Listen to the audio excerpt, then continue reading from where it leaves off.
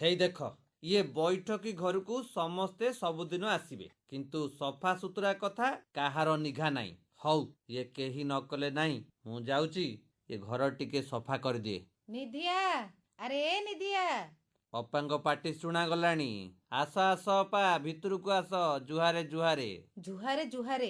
ଆଜି କାହିଁ ଭାରି ବଡ ପାଟି ଶୁଭୁଛି ତମର? ଓହୋ କଥା କଣ? ଓହୋ, ଇଏ ବଡ ପାଟି କରିବିନି ଆଉ କଣ କରିବି। ଏ କଥା ହଉଛି ସମସ୍ତେ ବୈଠକ ଘର ଆସୁଛନ୍ତି ନା ଆସୁନାହାନ୍ତି? ହଁ, ଆସୁଛନ୍ତି। ଯଦି ସମସ୍ତେ ବୈଠକ ଘର ଆସୁଛନ୍ତି ତାହେଲେ ପରିବେଶକୁ ପରିଷ୍କାର ପରିଚ୍ଛନ୍ନ ରଖିବା ଦାୟିତ୍ୱ କାହାର? ଆମ ସମସ୍ତଙ୍କର। ତାହେଲେ ଇଏ ହଉନି କଣ ପାଇଁ? ଏଇ ଗୋଟିଏ ଛୋଟିଆ କଥାକୁ ଧରିଲେ ହବ କହିଲ? ଓହୋ, ଆମେ ପୁରା ସଂସାର ଭିତରେ ଘର କରିଛେ, ଆମେ ଯଦି ତାକୁ ଟିକେ ଓଳେଇ ଦେବା ଅସୁବିଧା କଣ? ହେଲେ ଆଜି ତ ଘର ପରିଷ୍କାର ଦେଖାଯାଉଛି। ଏବେ ଦେଖାଗଲା। କଥା ହଉଛି ଘର ଅପରିଷ୍କାର ହେଇ ପଡିଥିଲା, ହଁ ମୁଁ ଆସିଲା ପରେ ବସିବାକୁ ମତେ ଭଲ ଲାଗିଲାନି। ହଁ ହଁ। ତାପରେ ଟିକେ ଓଳେଇ ପରିଷ୍କାର ପରିଚ୍ଛନ୍ନ କଲି। ହୁଁ ହୁଁ। ବସିଲାକୁ ଶାନ୍ତି ଲାଗୁଛି ନା ଲାଗୁନି? ଆଉ ସଫା ସୁତୁରା କାହାକୁ ଭଲ ନ ଲାଗିବ କହିଲ ନିଧିଆ? ହେଲେ ଆମେ ସିନା ଏଇ ବୈଠକି ଘର କଥା କହୁଛେ, ହୁଁ। ଆମ ପରିବେଶକୁ ସଫା ରଖିବା ଦାୟିତ୍ୱ ମଧ୍ୟ ଆମର। ହଁ ହଁ ପା, ଇଏ ପରିବେଶ ପରିଷ୍କାର ପରିଚ୍ଛନ୍ନ ଯେତେ ରହୁଥିବ ହଁ। ଆମେ ସେତେ ରୋଗ ଦାଉରୁ ରକ୍ଷା ପାଉଥିବା। ଆଜି ଘର ସଫା ସୁତୁରା କରିଛେ, ସେଥିପାଇଁ ତମକୁ ଧନ୍ୟବାଦ। ହଁ ହଁ ପା, ଇଏ ସନ୍ଧ୍ୟା ବେଳିଆ ଯୋଉ ସୁଲୁସୁଲିଆ ପବନ ଟିକେ ଦଉଛି, ହଁ। ସେଇଥିରେ ଟିକେ ଭଲ ଲାଗୁଛି। କିନ୍ତୁ କଥା ହଉଛି ଅପା, କଣ? ଆମେ ଏଇ ଯୋଉ ଖରା ଦିନକୁ ଦିନ ବଢୁଛି ହଁ କିମ୍ବା ହଁ ଅଧିକ ଦିନ ଯୋଉ ଆମର ଖରା ରହୁଛି, ହଁ। ସେଥିପାଇଁ ଆମେ ହିଁ ଦାୟୀ। ଅସଲ ମଞ୍ଜ କଥାଟେ କହିଲ ନିଧିଆ। ହୁଁ। ହେ, ଆମେ ତ ଗଛକୁ ହାଣି ପକଉଛେ। ହଁ। ଗଛ ସିନା ଗୋଟିଏ ହାଣିଲେ ଦିଟା ଲଗେଇଲେ ହବ? ହୁଁ। ଦେଖୁଛେ ଆମେ କେମିତି ଜଳବାୟୁର ଅନିୟମିତତା, ହଁ ହଁ ହଁ। ପାଣିର ସ୍ତର ତଳକୁ ତଳକୁ ଯାଉଛି, ହୁଁ। ପରିବେଶ ତ କେମିତି ଦିନକୁ ଦିନ ପ୍ରଦୂଷିତ ହେଉଛି। ହୁଁ। ସେଥିପାଇଁ ଆମେ ମଣିଷ ସମାଜ ହିଁ ଦାୟୀ। ହଁ ପା, ଇଏ ଦିନକୁ ଦିନ ଯେମିତି ଜନସଂଖ୍ୟା ବଢୁଛି, ହଁ ଇଏ ସେଇ ତୁଳନାରେ ଆମକୁ ଜଙ୍ଗଲ ମଧ୍ୟ ବଢେଇବାକୁ ପଡିବ। ହଁ ସେଇ ତୁଳନାରେ ଆମକୁ ଗଛଲତା ମଧ୍ୟ ଲଗେଇବାକୁ ପଡିବ। ହଁ।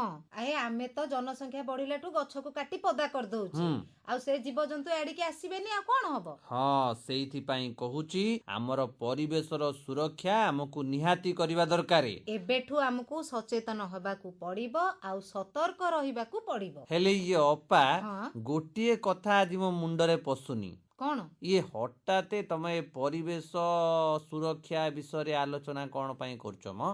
ଏଇନେ ମୋ ପାଠ ଉପରକୁ ଆସ। ହୁଁ। ଆଜି ହଉଛି ଆନ୍ତର୍ଜାତୀୟ ବନ ଦିବସ। ଓହୋ।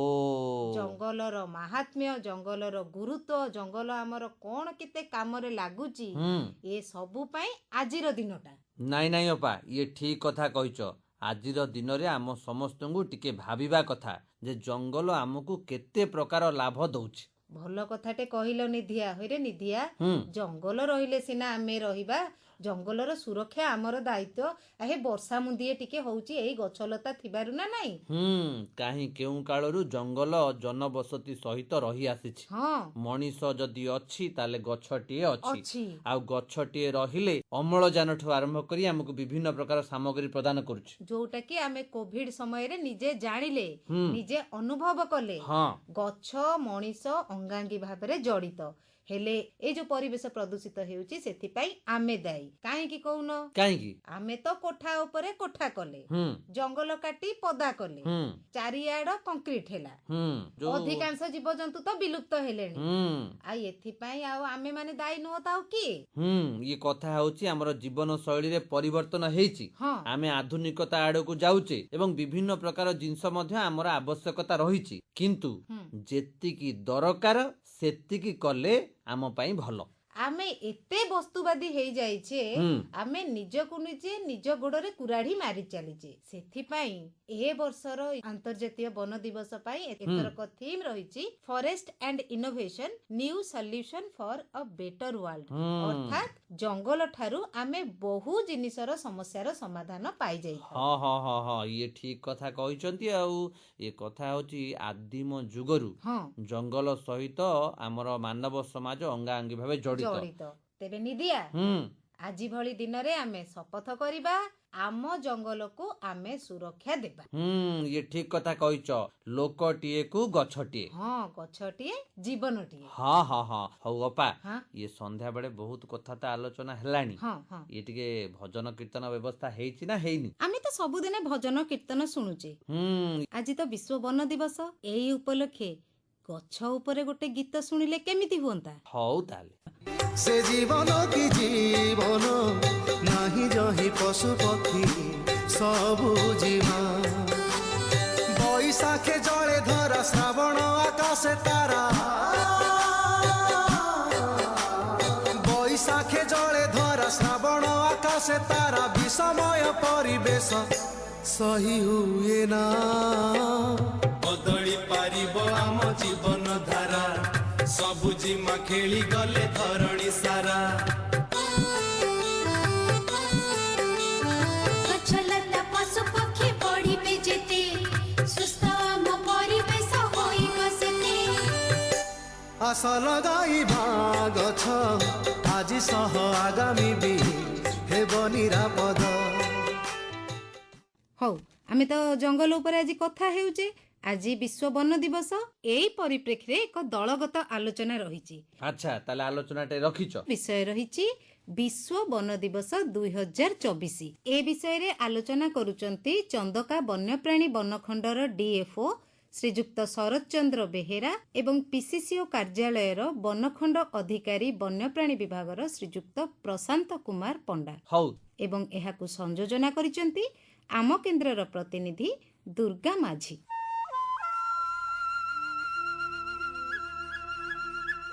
नमस्कार श्रोता बंधु आपण मानक शुभेच्छा सह स्वागत करुछु आमर आज ए विशेष आलोचना परिसर को। आपण माने जानते विश्व वन दिवस प्रत्येक वर्ष मार्च 21 तारिख को पालन करा जाए।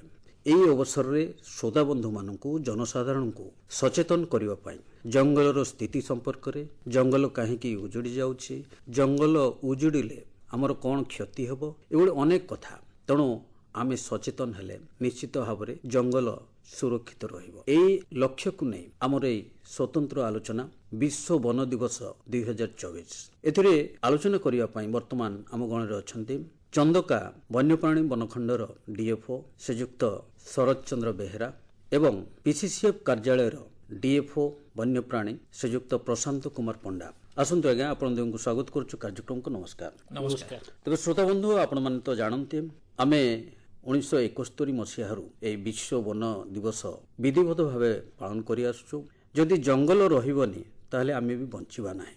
प्रत्येक वर्ष 10 कोटी लक्ष हेक्टर आम विश्व रे उजड़ी जाउछि। ता सहित जंगल निया जोगु 70 कोटी हेक्टर जमी नष्ट हो जाउछि। तेणु एभली स्थिति रे जो जंगल क्षय चली ताहले ए मानव समाज बंचिबो कि ना आमर ये जीवजंतु जो रही जंगल भितर तांकर जो अधिकार रही से आमे कौन बंचाई रखिपारिबा ताले तो परिवेश असंतुलित हो यही स्थिति रे आमे ये स्वतंत्र आलोचना प्रथमे शरतबाबू को मु आशा करुछि टिके कहिबे ए जो विश्व वन दिवस पालन करुछे उद्देश्य लक्ष्य संपर्क श्रोता बंधु मान प्रथम कहबे कि देखो जंगल और परिवेश यार जो सुरक्षा पाई ये जंगल परिवेश आज जो विश्व वन दिवस अच्छी लोक सचेतन करवा सतर्कता करवा यार मूल उद्देश्य ता सहित जन समाज को गोटे परिवर्तन वार्ता दबा से जंगल सुरक्षा कहीं अपरिहार्य। ये जो सचेतनता कार्यक्रम अच्छी खाली एटा सरकारी स्तर में सीमित नुह बेसरकारी संस्था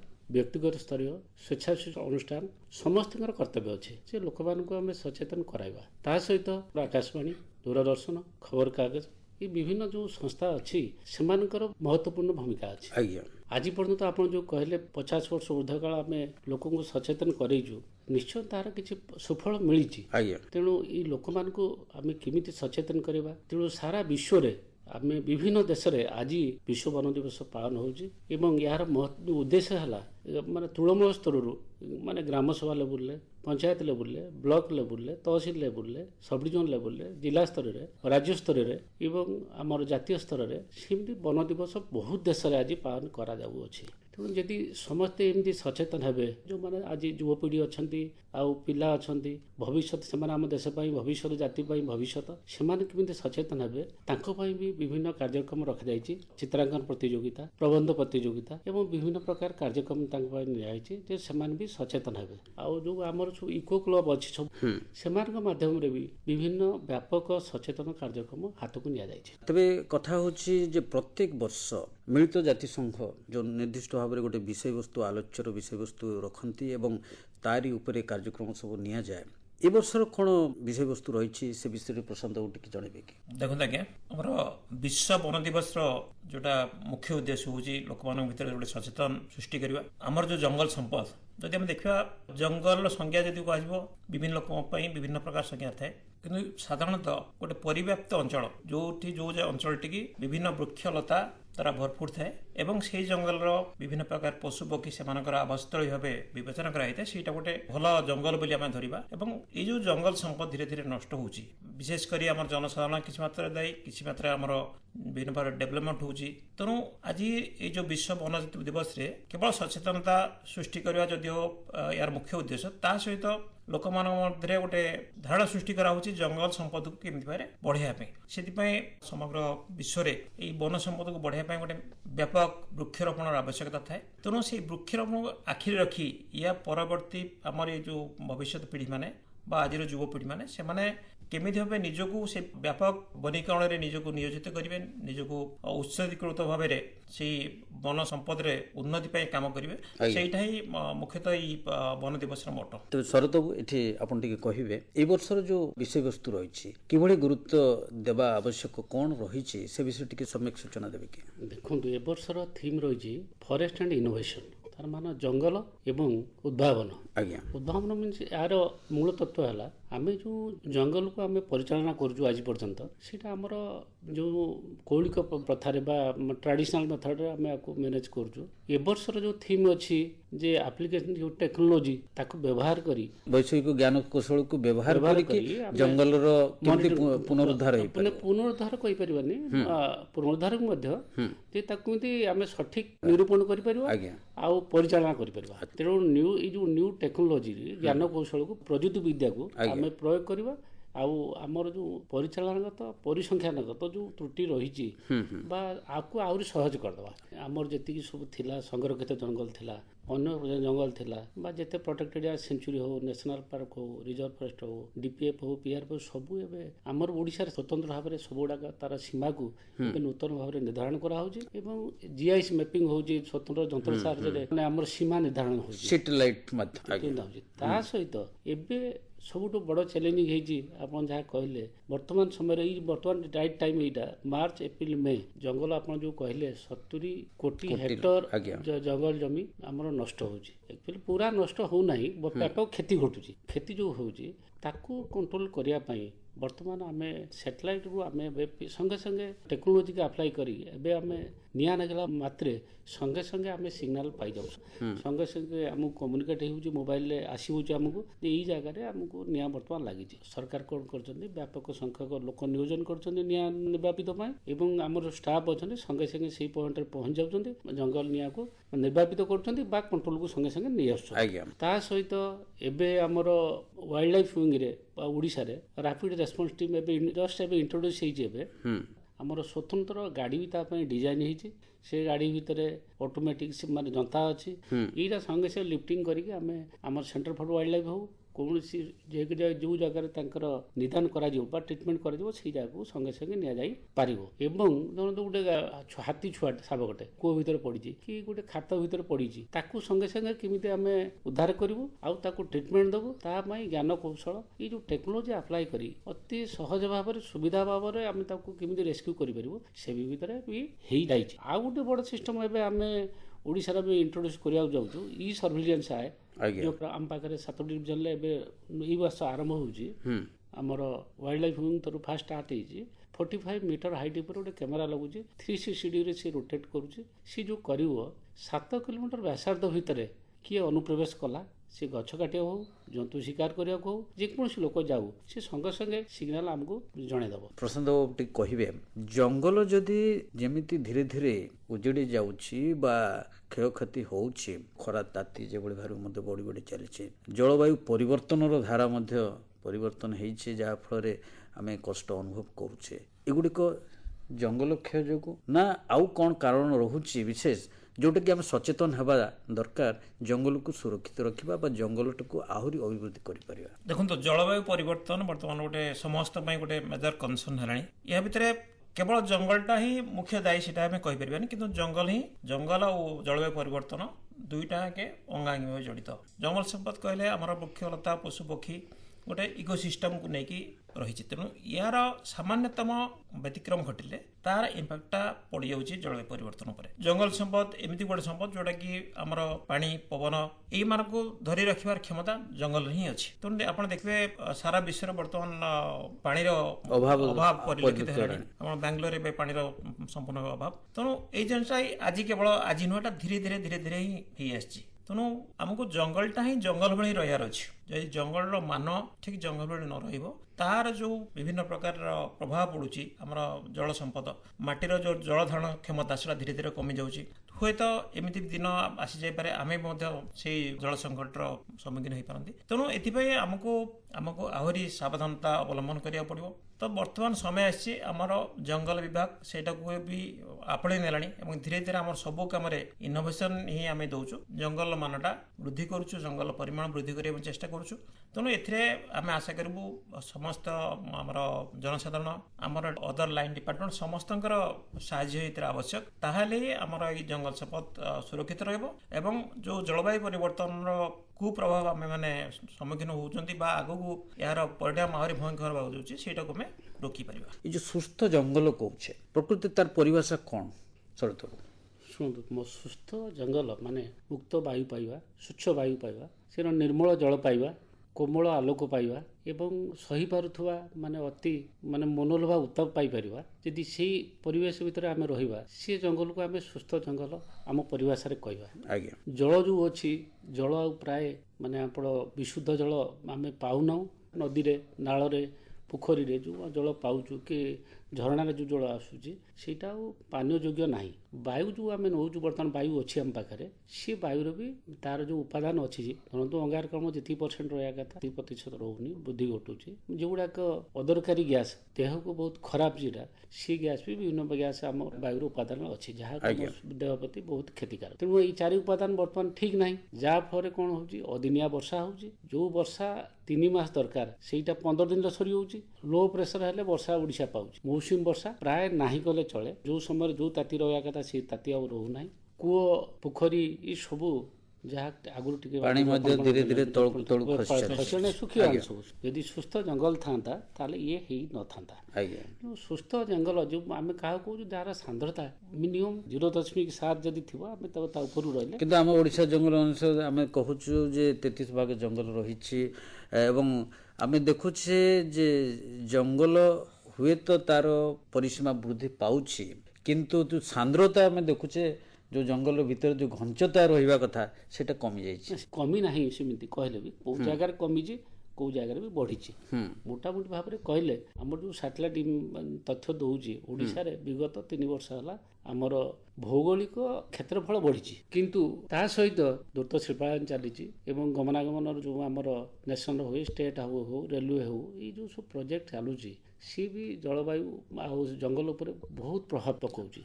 तेबे या किसी नुआ ज्ञान कौशल जमती जंगल सांद्रता बढ़िबो घनत्व बढ़िबो जमती तार जो स्तर स्तर जंगल सब अच्छी मध्यम उच्चर जो गछ भी अच्छी ये जो स्तर संपूर्ण आम देखा जे जंगलटी आच्छादित होइकी अच्छी यार किसी नुआ ज्ञान कौशल अच्छी कि या वृद्धि करिवारे प्रशांत बाबू? आमे एबे जतिक हमर जंगल अभिवृद्धि पाई जतिक हमर वनीकरण करछु सबुथरे आमे वैषयिक ज्ञान कौशल ही दउछु। एबे गोटे नुआ मेथड स्टार्ट हलानी आमे जो गछ गछ भितरे दूरत्व रहउतला वनीकरण समय से दूरत्व धीरे धीरे कमाई दिया होछि। द्वितीय रे गोटे सॉइल मॉइस्चर कंजर्वेशन एटा गोटे प्रैक्टिस जोटा कि आमे वनीकरण समय सब बेले फॉलो करूछु। तेनु हमर वनीकरण बेले जो गछ गुडी बंचे रखा पाई एबे विभिन्न प्रकार स्कीम रे आमे देरुनी ताको सब जलसेचन सुविधा कराउछि। तेणु सबुठु बड़ कथा है जो गछड़ा लगुच से गछड़ा आमर ये माटीर गछ जोड़ा साधारण बन जंगल हुए से गछड़ा बर्तमान आम बेसी लगाऊँ जहाँफल कि जोड़ा कि आप देखिए ओडिशा प्राय साइक्लोनटा गोटे साधारण कथा। तेणु ये पवन को रेजिस्ट कर गछ गुड़िक से स्पेसीस को आम बर्तमान फॉलो कर जहाँफल कि कौन प्राकृतिक विपर्य आसिले ये जमी से प्लांटेशन ठीक भाव कि सफलता पाइबा आम चाहिए जे जेतिकी गछ लगागला तार निरूपण तार उपाय कौन सब रही शर्त केमती कौन सब करते कहीं आम चाहिए जे गछटी सुस्थ ही बढ़ू और संपूर्ण जंगल परिपूर्ण हो। नहीं केवल वन विभाग कर्मचारी चाहिए जंगल रही पार ना କି ଉଜୁଡ଼ା ଜଙ୍ଗଲର ପୁନରୁଦ୍ଧାର ହେଇପାରିବ ନାହିଁ। ଆଜ୍ଞା କ'ଣ କର ପବ୍ଲିକ୍ ପାର୍ଟିସିପେସନ୍ ନିହାତି ଜରୁରୀ। ଯେଉଁ ଗାଁ ପାଖ ଅଛି ସେଇ ଗାଁ ଲୋକମାନେ ତାକୁ ଯଦି ଜଗିବେ, ତାକୁ ଅବକ୍ଷୟ କରିବେ ନାହିଁ, ସେଥିରୁ କିଛି ନଷ୍ଟ କରିବେ ନାହିଁ, ତାହେଲେ ସେ ଜଙ୍ଗଲ ଯେଉଁ ଉଜୁଡ଼ା ଜଙ୍ଗଲ ଅଛି ତାର ପୁନରୁଦ୍ଧାର ଘଟିବ। ଆଉ ଯେଉଁ ପ୍ଲାଣ୍ଟେସନ୍ କଥା କହିଲେ ଆମେ ଜ୍ଞାନକୌଶଳ ତ ନିଶ୍ଚୟ ଏବେ ଆମେ କେମିତି ତାର ବୃଦ୍ଧି ଘଟିବ, ସେଥିପାଇଁ ଯେଉଁ ଇନଫେକ୍ସାଇଡ୍ ଆମ ପାଖରେ ନଥିଲା, ଏବେ ଭଲ ଜିନିଷ ଆସୁଛି, ହରମୋନ୍ ଆସୁଛି ଏବଂ ଜୈବ ସାର ଆସୁଛି। ଏବେ ଡେଭଲପମେଣ୍ଟ ତ ଦରକାର, ରାସ୍ତା କୋଉଠି 4 ଛକିଆ ହେବ, 6 ଛକିଆ ରାସ୍ତା ହେବ, ଏଥିରେ ବହୁତ ବ୍ୟାପକ ଗଛର କଟାଯାଉଛି। ପିପୁଲ୍ସ ପାର୍ଟିସିପେସନ୍ ନିହାତି ଦରକାର। ଆଉ ଜଙ୍ଗଲ ବି ଧ୍ୱଂସ ହେବନି, ବନ୍ୟଜନ୍ତୁ ଧ୍ୱଂସ ହେବେନି। ଜଙ୍ଗଲ ଆଉ ବନ୍ୟଜନ୍ତୁ ଭଲ ରହିଲେ ସୁସ୍ଥ ସମାଜ ରହିବ, ମଣିଷ ବି ଭଲ ରହିବ, ଆମେ ବି ଭଲ ରହିବା। ତେବେ ଏଇ ଯେଉଁ କୁହାହେଉଛି ଡ୍ରୋନ୍ ଟେକ୍ନୋଲୋଜି, ଏହାକୁ ଜଙ୍ଗଲ କ୍ଷେତ୍ରରେ ବ୍ୟବହାର କରିପାରିବା? ହଁ, ଏବେ ଆମ ଜଙ୍ଗଲ ବ୍ୟବହାର ବି ଡ୍ରୋନ୍ ଟେକ୍ନୋଲୋଜିରେ ଇନସେକ୍ଟିସାଇଡ୍ ବା ଫର୍ଟିଲାଇଜର ସ୍ପ୍ରେ କରିବା ସିଷ୍ଟମ୍ ବି ଆରମ୍ଭ ହୋଇଗଲାଣି। ଏଇଟା ସ୍ପେସିଫିକାଲି କେବଳ ପ୍ଲାଣ୍ଟେସନ୍ କ୍ଷେତ୍ରରେ ସକ୍ସେସ୍ ହେଇପାରିବ, କିନ୍ତୁ ଯେଉଁଠି ଆମର ଡିପ୍ ଫରେଷ୍ଟ ଅଛି ସେଇଠି ଡ୍ରୋନ୍ ଟେକ୍ନୋଲୋଜି ହୁଏତ ଏତେ କାମ କରିନପାରେ। ହୁଏତ ଆମେ ଯଦି କିଛି ମଞ୍ଜି ବିଞ୍ଚି ଦେଇପାରିବୁ ତାହେଲେ କିଛି ଜଙ୍ଗଲରେ ରିଜେନେରେସନ୍ ଆସିବ ଏବଂ ଉଜୁଡ଼ା ଜଙ୍ଗଲ କିଛି ପୁନରୁଦ୍ଧାର ହେଇପାରେ। କିନ୍ତୁ ବର୍ତ୍ତମାନ ପର୍ଯ୍ୟନ୍ତ ସେମିତି ଜଙ୍ଗଲରେ ଡ୍ରୋନ୍ ଟେକ୍ନୋଲୋଜି ଓଡ଼ିଶାରେ ଆଡପ୍ଟ ହେଲା ଭଳି କୌଣସି ଇଏ ନାହିଁ। କିନ୍ତୁ ନିକଟ ଭବିଷ୍ୟତରେ ନିଶ୍ଚିତ ଭାବେ ଏହାର ଏଇଟାକୁ ଉପଯୋଗ କରି ପାଇପାରିବା। କିନ୍ତୁ ଡ୍ରୋନ୍ ଟେକ୍ନୋଲୋଜିରେ ଏବେ ପ୍ଲାଣ୍ଟେସନ୍ ଗୁଡ଼ାକରେ ବହୁତ କିଛି କାମ କରାଯାଉଛି। ଜଙ୍ଗଲ ନିଆଁ ଯୋଗୁଁ ଜଙ୍ଗଲ ନଷ୍ଟ ହୁଏ, ତେବେ ୟା ପାଇଁ କିଭଳି ଭାବରେ କ'ଣ ସବୁ ପଦକ୍ଷେପ ନିଆଯାଉଛି ବା ନେବାର ବ୍ୟବସ୍ଥା କରାଯାଇଛି ସେ ବିଷୟରେ, କାହିଁକିନା ଲୋକମାନଙ୍କର ଭାଗିଦାରୀ ମଧ୍ୟ ଏଠି ଆବଶ୍ୟକତା ରହିଛି। ଶରତବାବୁ ଦେଖନ୍ତୁ ଆଜ୍ଞା, ଏଇଟା ତ ଗୋଟେ ମାନେ ଆଜି ନୁହଁ, ବହୁତ ଦିନ ହେଉଛି, ବିଭିନ୍ନ ଦେଶରେ ବି ହେଉଛି। 2 ବର୍ଷ ତଳେ ଦେଖିଥିବେ ଆମେରିକାରେ ବହୁତ ଏରିଆରେ ବ୍ୟାପକ ଜଙ୍ଗଲ ନିଆଁ ଲାଗିଥିଲା, ଅଷ୍ଟ୍ରେଲିଆରେ ବି ଜଙ୍ଗଲ ନିଆଁ ଲାଗିଥିଲା, ଆମର ବି ଓଡ଼ିଶାରେ ବି ଜଙ୍ଗଲ ନିଆଁ ଲାଗୁଛି। ସମସ୍ତେ ବି ଲୋକମାନଙ୍କୁ ସଚେତନ କରୁଛନ୍ତି। ଏଇଟା ତ ନିହାତି ମାନେ ବନ୍ଦ ହେବା ନିହାତି ଆବଶ୍ୟକ। ଜଙ୍ଗଲ ପାଖାପାଖି ଗାଁ ଅଛି, ସେ ଗାଁ ମାନଙ୍କରେ ଆମେ କ'ଣ କରୁଛୁ ନା ଯେଉଁ ଆମର ସାଂସ୍କୃତିକ କାର୍ଯ୍ୟକ୍ରମ ଅଛି, ପାଲା ହଉ, ଚଢ଼ିଆ ନାଚ ହଉ, ଦଣ୍ଡ ନାଚ ହଉ, ବିଭିନ୍ନ ସଚେତନ ରଥ ସବୁ ବାହାରୁଛି ବିଭିନ୍ନ ଗୀତ ମାଧ୍ୟମରେ, ଲୋକଙ୍କୁ ସଚେତନ କରାହେଉଛି ଜଙ୍ଗଲର ନିଆଁ ଲଗାନ୍ତୁ ନାହିଁ। ଏତଦ୍ ବ୍ୟତୀତ ନିଆଁ ନିରୋଧୀ ବାହିନୀ ଗଠନ କରାଯାଇଛି। ସ୍ଥାନୀୟ ଯୁବକ ଯେଉଁମାନେ ଅଛନ୍ତି, ଯେଉଁମାନେ ବେକାରୀ ଯୁବକ, ଗାଁର ଲୋକ ଯେଉଁମାନେ ଅଛନ୍ତି, ସେମାନଙ୍କୁ ନେଇ ସେ ପାଖ ଗାଁରେ ସ୍କ୍ୱାଡ୍ ସବୁ ତିଆରି କରାହେଇଛି। ଆଉ ଗାଡ଼ି ବି ଦିଆହେଇଛି। ଆମେ ଯେଉଁ ଖବର ପାଉଛୁ ଏବେ ସେଟେଲାଇଟ୍ରୁ ମେସେଜ ପାଉଛୁ, ସଙ୍ଗେ ସଙ୍ଗେ ସେ ଲୋକ, ଗାଁ ଲୋକ, ଆମର ଷ୍ଟାଫ୍ ସମସ୍ତେ ସଙ୍ଗେ ସଙ୍ଗେ ଯାଇକି ସେଠି ଯାଇ ପହଞ୍ଚୁଛନ୍ତି। ସମସ୍ତେ ଜଙ୍ଗଲକୁ ନିଆଁକୁ କରାୟତ୍ତ କରାହେଉଛି। ଗାଁ ଲୋକ ବି ସଚେତନ ହେଲେଣି। ଆଉ ଗାଁ ମାନଙ୍କରେ ଯେହେତୁ ଅବ୍ଲିଗେଟରୀ ଜାଗା ସବୁ ଅଛି, ମନ୍ଦିର ପାଖରେ, ଆମ ଭାଗବତ ଟୁଙ୍ଗି ପାଖରେ, କି SSG ଘର ପାଖରେ, କ୍ଲବ ଘର ପାଖରେ, କମ୍ୟୁନିଟି ସେଣ୍ଟର ପାଖରେ ଆମେ ସବୁ ବ୍ୟାପକ ହୋର୍ଡିଂ ଲଗେଇଛୁ ଯେ ଜଙ୍ଗଲରେ ନିଆଁ ଲଗାନ୍ତୁ ନାହିଁ। ତାହା ଦ୍ୱାରା କ'ଣ କ୍ଷତି ହେବ ଏବଂ ଆଇନଗତ ବାଧକ କ'ଣ ଅଛି। ଦଣ୍ଡର କୋଉଠି 3 ବର୍ଷ ଅଛି, କୋଉ ଏରିଆରେ 7 ବର୍ଷ ଅଛି, କୋଉଠି ଆଜୀବନ ଜେଲ୍ ଅଛି। ସେ ବିଷୟରେ ବି ଲୋକମାନଙ୍କୁ ସତର୍କ କରାହେଉଛି। ଲୋକମାନଙ୍କର ଭାଗିଦାରୀ କିଭଳି ରହିବା ଦରକାର ପ୍ଲାଣ୍ଟେସନ୍ ବା ବନୀକରଣ ପାଇଁ, ସେ ବିଷୟରେ ଟିକେ ପ୍ରଶାନ୍ତ କହିବେ। ଆମର ବନ ବିଭାଗ ଯେତିକି ପ୍ଲାଣ୍ଟେସନ୍ କରୁଛି ସେଇଟା ଛାଡ଼ିଦେଲେ ଆମର ପ୍ରତି ବର୍ଷ ପ୍ରତି ଅଞ୍ଚଳରେ ଯେତେ ଜଙ୍ଗଲ ବିଭାଗ ଅଛି ପ୍ରତି ରେଞ୍ଜରେ 2ଟା 3ଟା 4ଟା ଏମିତି ବିଭିନ୍ନ ଜାଗାରେ ଆମର ନର୍ସରୀ ଡେଭଲପ୍ କରାହେଉଛି। ଏବଂ ସରକାରଙ୍କର ଏମିତି ସ୍କିମ୍ ଅଛି, ମାଗଣାରେ ଜନସାଧାରଣଙ୍କୁ ଚାରା ବଣ୍ଟନ କରାହେଉଛି। ଏବଂ ବହୁ ଜାଗାରେ ଏମିତି ଦେଖାଯାଇଛି ସେମାନେ ଆସିକି ଜଙ୍ଗଲ ବିଭାଗ ଅଫିସର ମାନଙ୍କ ପାଖରେ ପହଞ୍ଚି ଅଧିକ ଗଛ ବି ମାଗୁଛନ୍ତି। କେବଳ ବନ ବିଭାଗ ତାର ନିଜ ଜଙ୍ଗଲ ଜମି ଉପରେ ଭିତରେ ସୀମିତ ନାହିଁ, ବର୍ତ୍ତମାନ ଜଙ୍ଗଲ ଜମି ଛାଡ଼ି ବାହାରେ ଯେଉଁ ରେଭିନ୍ୟୁ ଲ୍ୟାଣ୍ଡ ଅଛି, ଯେଉଁଠି ଫାଙ୍କା ଜାଗା ଅଛି, ସେଠି ବି ପ୍ଲାଣ୍ଟେସନ୍ ବନୀକରଣ ଆମେ ବି କରୁଛୁ ଏବଂ ସେଥିରେ ବି ଗାଁ ଲୋକ ସାହାଯ୍ୟ କରୁଛନ୍ତି। ତାହେଲେ ଜଙ୍ଗଲର ଏମିତି କ୍ଷମତା ଅଛି, ବର୍ଷେ 2 ବର୍ଷ ଭିତରେ ସେ ନିଜେ ପୁଣି ଗୋଟେ ଘଞ୍ଚ ଜଙ୍ଗଲରେ ପରିଣତ ହେଇଯିବ। କିନ୍ତୁ ଯେଉଁ ଉଜୁଡ଼ା ଜଙ୍ଗଲ ଅଛି ସେଇଟା ହିଁ ତାର ମାନ ବୃଦ୍ଧି କରିବାଟା ହେଉଛି ସବୁଠୁ ବଡ଼ ଚ୍ୟାଲେଞ୍ଜ ଆମ ପାଇଁ ଏବଂ ସେଥିପାଇଁ ଜନସାଧାରଣଙ୍କର ସହଭାଗିତା ନିହାତି ଆବଶ୍ୟକ। ଶରତବାବୁ, ଗୋଟେ ଗଛ କେତେ ଉପକାର ଦଉଛି ସେ ବିଷୟରେ ଟିକେ ସଂକ୍ଷିପ୍ତରେ କହିବେ କି? ଗଛ ଆମକୁ ନିଶ୍ୱାସ ପାଇଁ ବାୟୁ ଦେଉଛି। ଯେଉଁ ଜଳ ହେଲା, ଜଳ ବି ବୃଷ୍ଟି ହେଉଛି ଗଛ ଯୋଗୁଁ, ଅଧିକ ଉତ୍ତାପକୁ ସିଏ ବି ନିର୍ବିପାତ କରୁଛି। ତେଣୁ ଗଛ ନ ରହିଲେ ଆପଣ ମୃତ୍ତିକା କ୍ଷୟ ହେବ। ଏଇଠି ଚନ୍ଦକା ପରିପ୍ରେକ୍ଷୀରେ ମୁଁ କହିବି, ଚନ୍ଦକା ଜଙ୍ଗଲ ଯଦି ନଥାନ୍ତା ଭୁବନେଶ୍ୱର ଜଳ କଷ୍ଟ ବହୁତ। ତେଣୁ ଏଇଠୁ ଶ୍ରୋତାବନ୍ଧୁମାନେ ଅନୁଭବ କରିପାରୁଥିବେ ଯେ ଗଛର ଭୂମିକା କ'ଣ ଅଛି। ତେଣୁ କଞ୍ଚା ଗଛକୁ ଆମେ କାଟିବା ନାହିଁ। ପ୍ରଶାନ୍ତ ବାବୁ, କ'ଣ ବାର୍ତ୍ତା ରହିବ ବିଶ୍ୱ ବନ ଦିବସ ଅବସରରେ ଆପଣଙ୍କର? ବିଶ୍ୱ ବନ ଦିବସ ଅବସରରେ ମୁଁ ଶ୍ରୋତାବନ୍ଧୁମାନଙ୍କୁ ଏତିକି ଅନୁରୋଧ କରିବି ଯେ ଆପଣମାନେ ଆମର ଜଙ୍ଗଲ ସମ୍ପଦ ପାଇଁ କିଛି ଅବଦାନ ଦିଅନ୍ତୁ ଏବଂ ଏମିତି କାମ କରନ୍ତୁ ଯେମିତି ଆପଣମାନେ ଗର୍ବର ସହିତ କହିବେ ଏଇଟା ହେଉଛି ମୋ ଜଙ୍ଗଲ। ଶରତ ବାବୁ ମୁଁ କହିବି ଏତିକି, ଯେତେବେଳେ ମଣିଷ କ୍ଳାନ୍ତ ହେଉଛି, ମାନେ ଦୁଃଖ ସମୟ ଅଛି, ସେ ଚାଲି ଯାଉ ଗଛକୁ କୁଣ୍ଡେଇକି ଧରୁ। ମୁଁ ଭାବୁଛି ଯୋଉ ଗଛର ଉର୍ଜା ଅଛି ସେ ମଣିଷ ଦେହକୁ ଟ୍ରାନ୍ସଫର ହବ ଏବଂ ସେ ଶାନ୍ତି ପାଇବ, ତାର ଯୋଉ ମନର କଷ୍ଟ ଅଛି ଦୂରୀଭୂତ ହବ। ଗଛକୁ ଭଲ ପାଆନ୍ତୁ, ଗଛକୁ ସୁରକ୍ଷା ଦିଅନ୍ତୁ, ସମାଜକୁ ସୁରକ୍ଷା ଦିଅନ୍ତୁ, ନିଜେ ସୁରକ୍ଷିତ ରୁହନ୍ତୁ। ହଁ ଶ୍ରୋତା ବନ୍ଧୁ, ଆପଣମାନେ ତ ଶୁଣିଲେ, ଗଛକୁ ଭଲ ପାଆନ୍ତୁ, ଗଛ ଲଗାନ୍ତୁ, ତାର ସୁରକ୍ଷା ଯତ୍ନ ନିଅନ୍ତୁ। ବିଶେଷ କରି ଜଙ୍ଗଲରେ ଯେଉଁ ଅନେକ ସମୟରେ ଜଙ୍ଗଲ ପୋଡ଼ି ହେଉଛି ତାକୁ ରୋକନ୍ତୁ। ତେବେ ଯାଉ ଶରତ ବାବୁ, ପ୍ରଶାନ୍ତ ବାବୁ, ଆପଣ ଆସିଲେ କାର୍ଯ୍ୟକ୍ରମକୁ ବିଶ୍ୱ ବନ ଦିବସ ଅବସରରେ ଅନେକ କିଛି ମୂଲ୍ୟବାନ କଥା, ତଥ୍ୟ, ସୂଚନା ଏବଂ ଜନସାଧାରଣଙ୍କୁ ସଚେତନ କଲେ, ସେଥିପାଇଁ ଆପଣଙ୍କୁ ବହୁତ ବହୁତ ଧନ୍ୟବାଦ। ନମସ୍କାର। ଧନ୍ୟବାଦ, ନମସ୍କାର।